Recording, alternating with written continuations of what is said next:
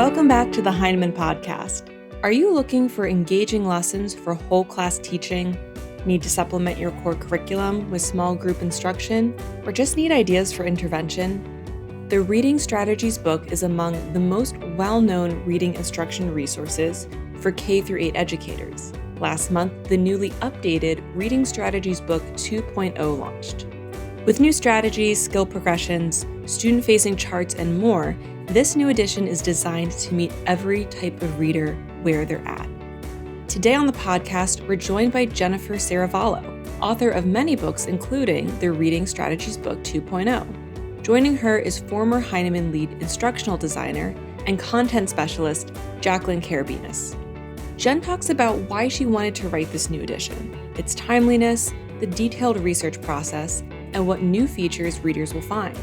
She shares her insights and hopes about how educators can incorporate this versatile resource into their classrooms.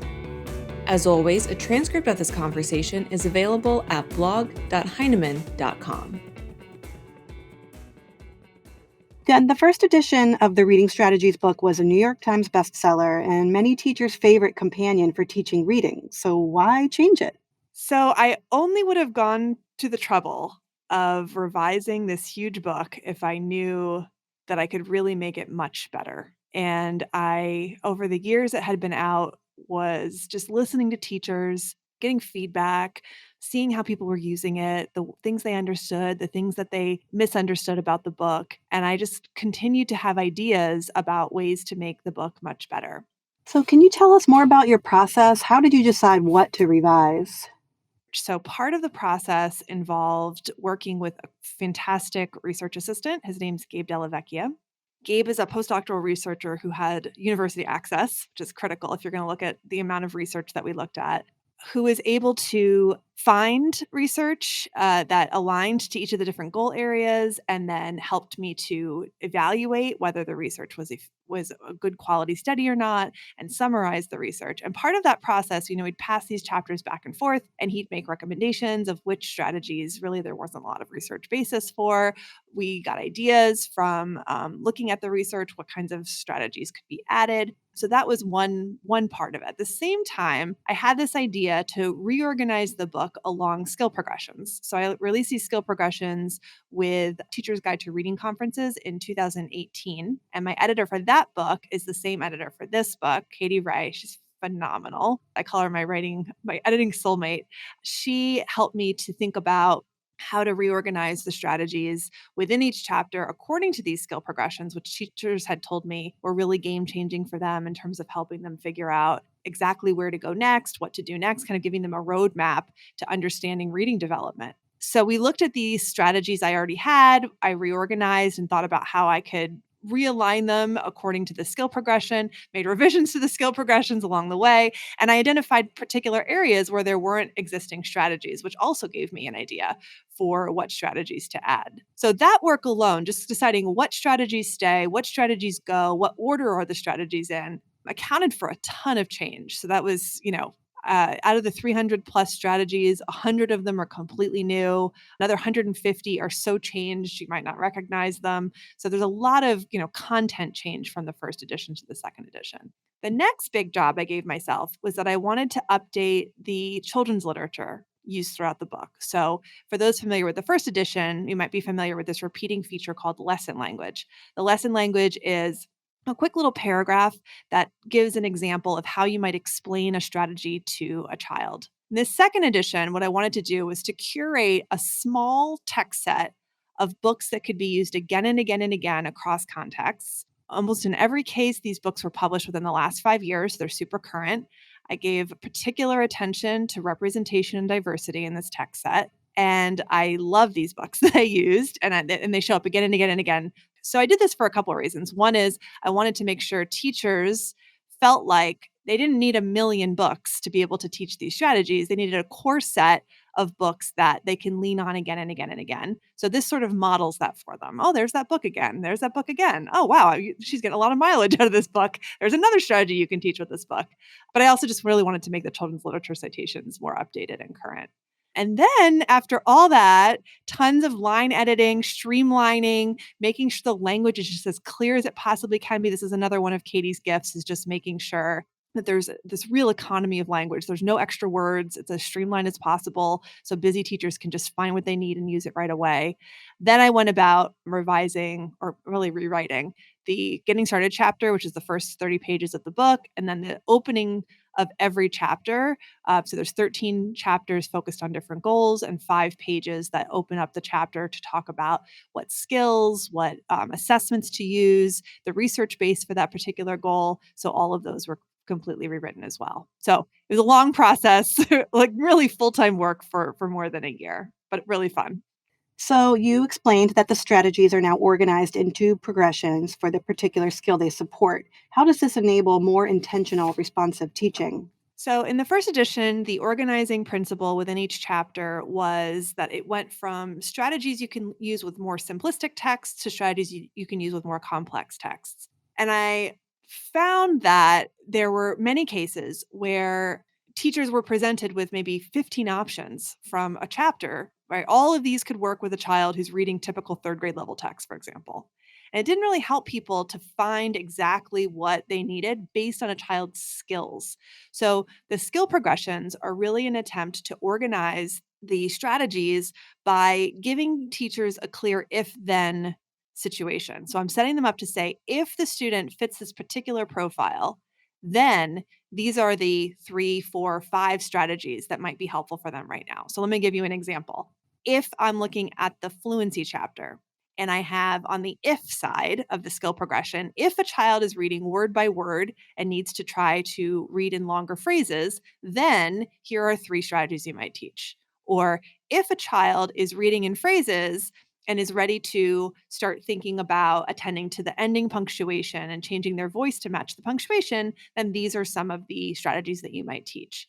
So what I hope it does is it helps teachers to look at assessments or just observe their students or talk to their students and have a really easy way to find out what strategies are going to be the most helpful. Um, I think a lot of people use this book to help them with small group instruction or targeted, responsive instruction in lots of ways.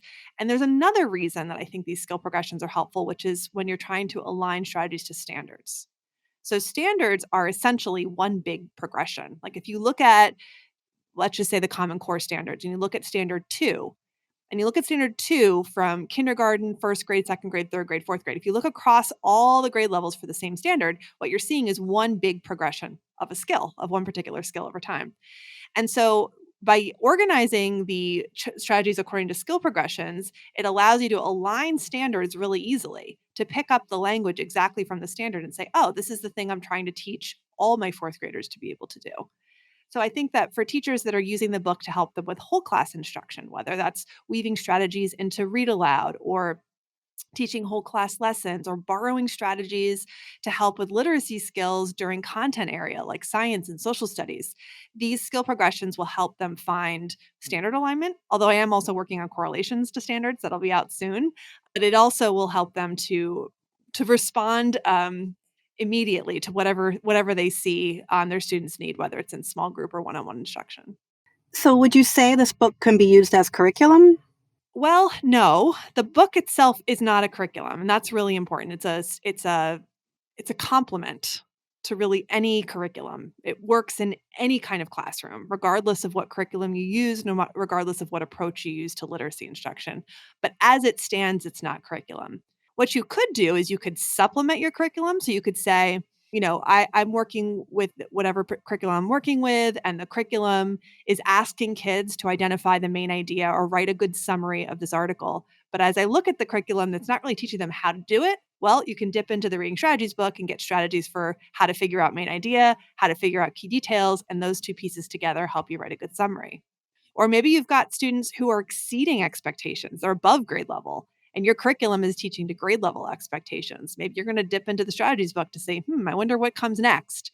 And maybe I can start teaching my child about satire or, allegory, or one of the higher level strategies that's new in the book. So it is not curriculum. You could use it to supplement curriculum. You could probably create a curriculum from it, But a curriculum needs to have a really clearly defined set of objectives, knowledge building, scope and sequence, which is more than what this book is.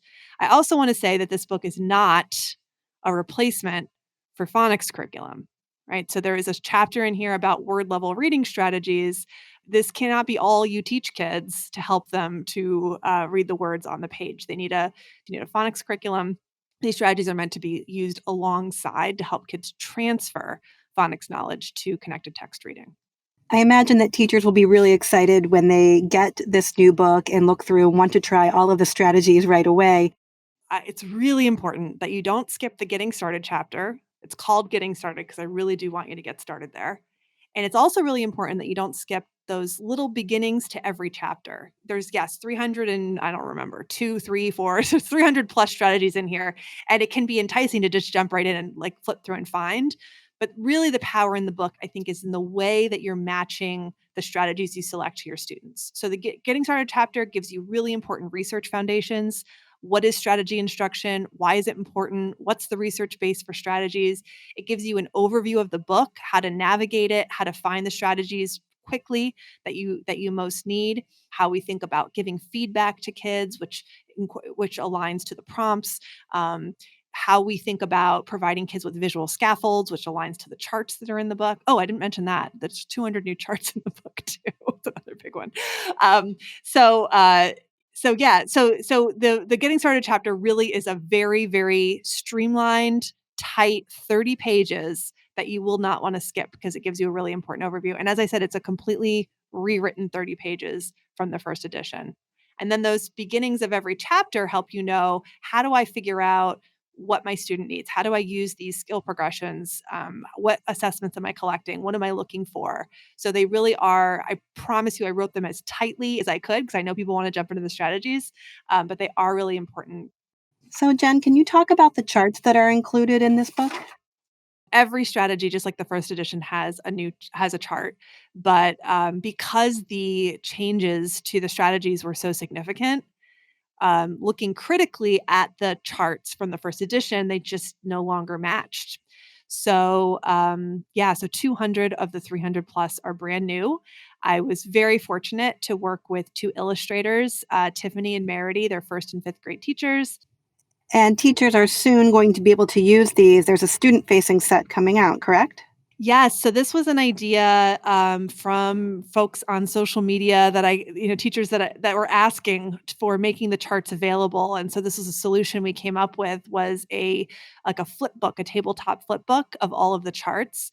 So we're working on that now. I think I have the page proofs to review in a few days, and then hopefully it'll be out later this spring. So it's imagine like a 9 by 12 like trifold chart set up on your table with like a binding so you can flip through, and there's a tab for each section, and the charts are very enlarged so you can use them really easily in a small group setting, at a small group table, or you can slide them under your document camera and project them for the class if you're teaching these strategies as a whole class lesson. So hopefully this saves teachers a lot of time remaking things. And I wrote a new introduction for the flip chart that gives teachers ideas about how to make the charts more interactive and use them, make them more your own, since they are coming from a flip book, if they want to. We know that assessment is a critical part of teaching, whether you are determining where to begin with a student or looking for evidence that they have progressed.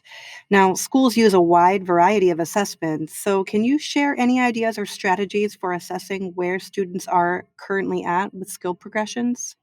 So, one thing you might do is to look at the assessments you already give and try to identify what skills those assessments are giving you information about. And then every strategy in the book, on each strategy page in the corner, it says which skills that particular strategy helps you with. So I should back up and say, when I talk about a strategy, I'm talking about a step-by-step how-to. And when I'm talking about a skill, I'm talking about a proficiency. So, for example, if I talk about inferring as being a skill, a strategy needs to be a step-by-step way that helps you to get to inferring. So, really the how-to, like a little recipe. So, it might be, for example, if I'm trying to help a child infer about about a character, I could say, notice a place where the character talks or acts. Think about people in your life who talk or act like that, and then say, what ideas does that give me about the character?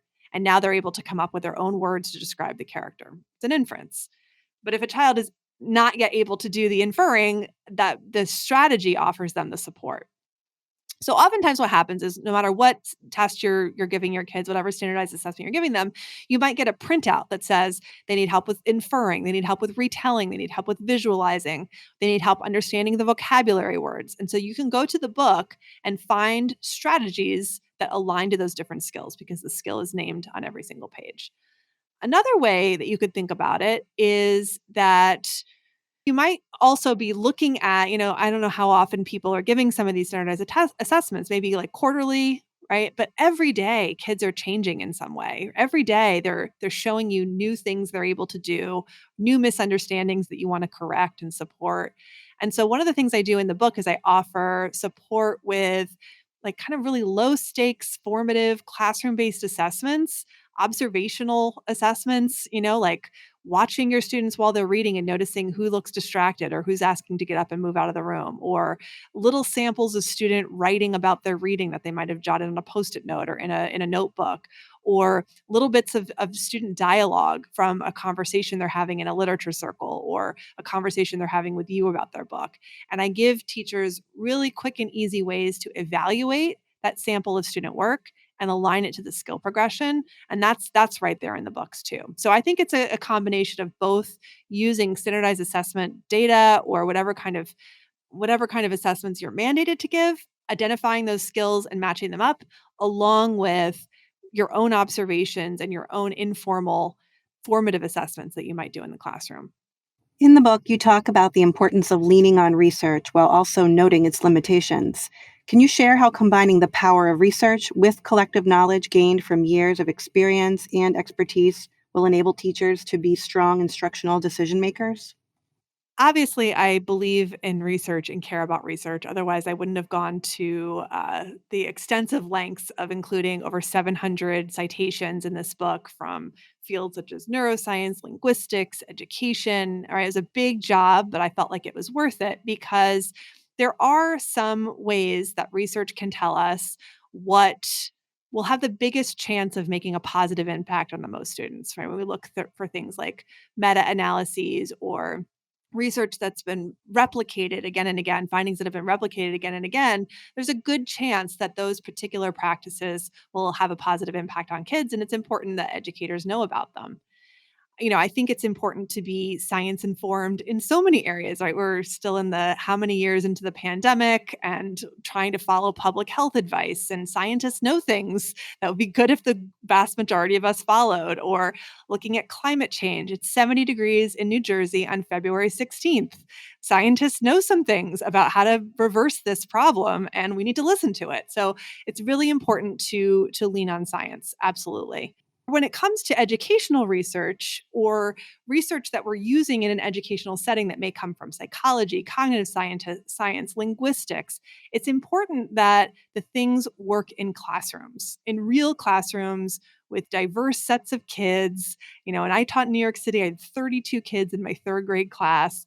And if you read some of these studies, sometimes they're talking about a very small set of children or a condition where the research was conducted one-on-one in a laboratory setting, where there really wasn't the test of, okay, how does this particular idea work in a big classroom with a lot of different needs and only one adult who can teach all these kids at the same time.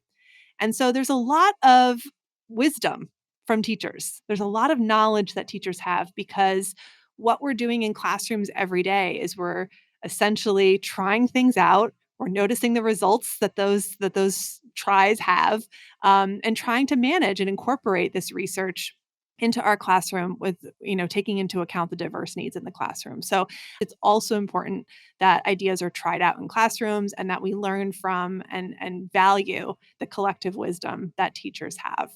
I just interviewed Henry May for my podcast that I'm starting called To the Classroom. And one of the things I loved about the interview with him is he talked about how much research teachers do on the daily and how we have to value and honor that particular research. And he encourages partnerships between universities, which are sometimes quite siloed, or he said use classrooms as their quote unquote research site, right? It's very external, coming in, trying to test your particular hypothesis.